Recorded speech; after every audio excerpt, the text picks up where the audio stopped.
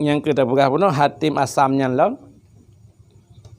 Ke sampai gian asam yang kle, nak asam kle, padahal gian hana kle deh dah punyong ke.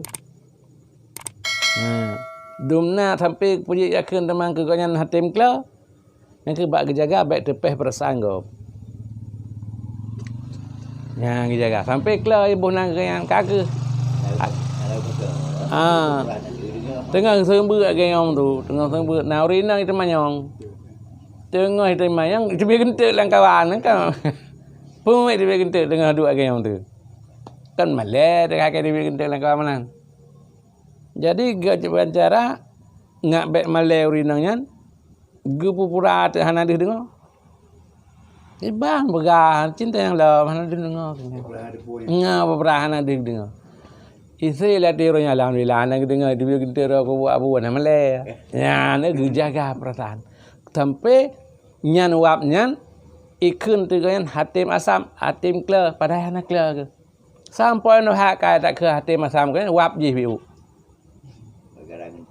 gara-gara ge jaga bet malai go bet malai perasaan gap ge sampai je bruk nan ra ge kan munya tanya ke bancara itu yang penting ra tu bu bere awak nya ke lain tengok yang ada hatim dia bruk ra itu nyan tam dongkat tapi di hati masam asal bek malai go bek bro go sampai go nyambruk ka sem kle nak kle ya sampai lagi hati masam kena dia hati masam ke di ka lakapnya padahal hana kan hana terang tak punya nyan pelihatan pegah hana puai kan hana puat bah bro nang penting penogok hana malai.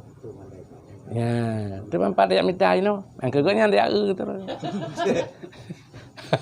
Hai menalah ukuran ganyan lain nanti tentunya kejadian ganyan. Nyan ban kan hana galak hana pupu kan. Lantara hana galak ke masyhur tu. Masyhur yang hana galak le rumpa masyhur ke hana dosa.